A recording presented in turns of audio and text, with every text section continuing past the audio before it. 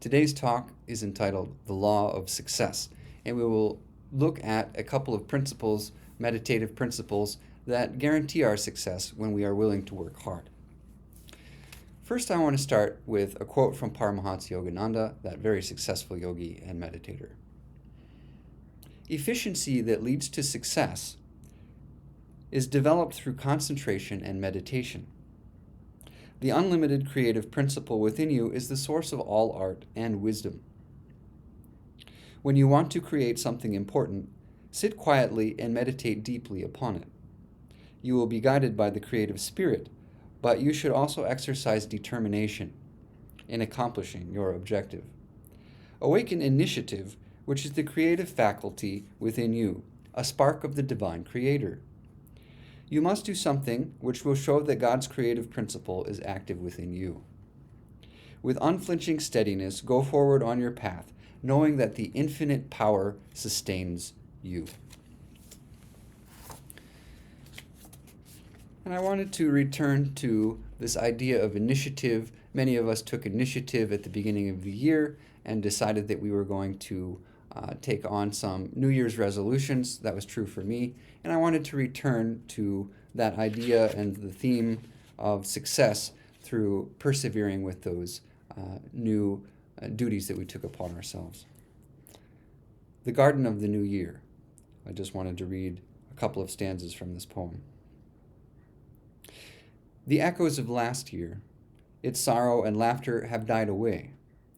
The song voice of the new year, encouraging, hope imparting, is chanting, refashion life ideally. Abandon the weeds of old worries from the forsaken garden of the past. Garner only seeds of joys and achievements, hopes, good actions and thoughts, all noble desires. Sow in the fresh soil of each new day those valiant seeds, water and tend them until your life is fragrant with rare, flowering qualities.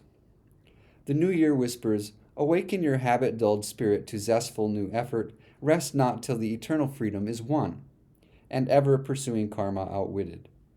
With joy enlivened, unendingly united mind, let us all dance forward hand in hand to reach the halcyon home, from whence we wander no more.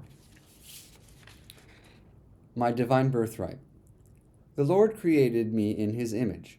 I will seek him first and make sure of my actual contact with him. Then, if it be his will, may all things, wisdom, abundance, health, be added as part of my divine birthright. I want success without measure, not from earthly sources, but from God's all-possessing, all-powerful, all-bountiful hands. The Law of Success by Yogananda. Is there a power that can reveal hidden veins of riches and uncover treasures of which we never dreamed? Is there a force that we can call upon to give health, happiness, and spiritual enlightenment? The saints and sages of India teach that there is such a power. They have demonstrated the efficacy of truth principles that will work for you too if you give them a fair trial. Your success in life does not altogether depend on ability and training. It also depends on your determination to grasp opportunities that are presented to you. We'll skip ahead a little bit. Along with positive thinking, you should use willpower and continuous activity in order to be successful. Devote your entire willpower to mastering one thing at a time. Do not scatter your energies, nor leave something half done to begin a new venture. Fear exhausts life energy. It is one of the greatest enemies of dynamic willpower. That's why we have to wish and work hard to accomplish our wishes. He says here, a wish is desire without energy, but will means I act until I get my wish. When you exercise your willpower, you release the power of life energy, not when you merely wish passively to be able to obtain an objective. And he goes on to say here, the season of failure is the best time for sowing the seeds of success. Another secret of progress is self-analysis. Diagnose your failures and sort out your good and bad tendencies. And finally, from page 21, many popular books stress one or more of these, including success thoughts, using positive thoughts, dynamic will, self-analysis, initiative, and self-control, but fail to give credit to the divine power behind them. Attunement with the divine will is the most important factor in attracting success.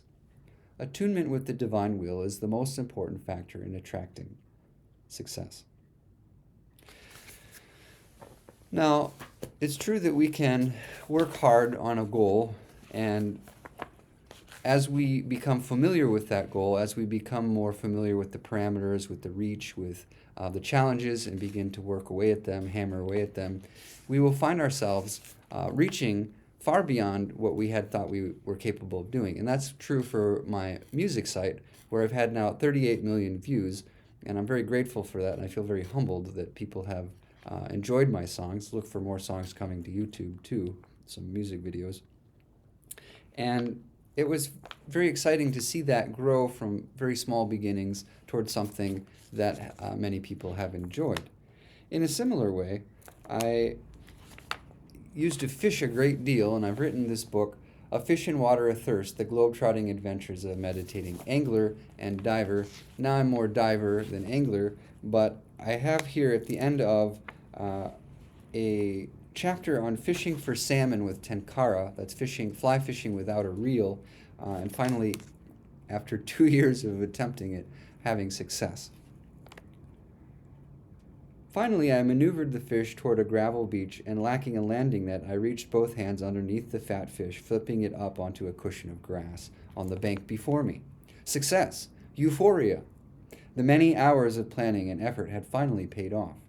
I snapped a few photographs and took a short video with the water running briskly by, panning the camera to capture the woods highlighted as they were with deep reds, fiery oranges, and glowing yellows.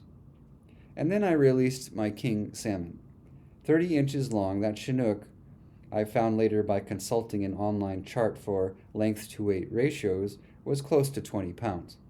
I said a quick, heartfelt thank you to my guide for helping me land the fish of a lifetime on tenkara, that guide being Spirit, at last, at long last. So look for more readings from my book, A Fish in Water Athirst, coming soon. And I wanted to conclude now with a few minutes talking about James J. Lynn, who became the second president of Self-Realization Fellowship, Rajarsi Yogananda. And he has this to say, or actually this is what Yogananda said of him. He called him Saint Lynn, and it's true because James J. Lynn was able to achieve samadhi after only 5 years. He overcame all of his anxieties, which apparently he had quite a bit of as a businessman, and finally was able to become not just a businessman, but a yogi who was successful in achieving samadhi and a great philanthropist. Here's what we know about him through the writing of Yogananda. Mr. Lynn's simple habits and balanced life. I know how religiously Mr. Lynn conducts his life. He doesn't drink or smoke. He follows a simple diet of vegetables and fruit juices, and so on. And then finally he goes on, I am proud that in Mr. Lynn, a Westerner has stepped forth to show the world the worth in daily life of yoga training. And by yoga training, he means mostly meditation. It included some hatha, but James J. Lynn was a great adept at hatha yoga, but he was also a great meditator. Through him, the lives of many, many men will be profoundly changed and turned toward God. If you've enjoyed this reading, please don't hesitate to like it and share and subscribe.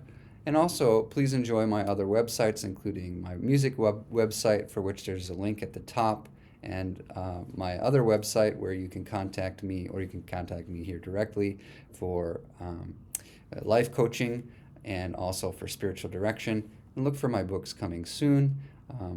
The second edition of A Fish and Water or Thirst should be coming out in a couple of months now. Namaste. Thank you very much.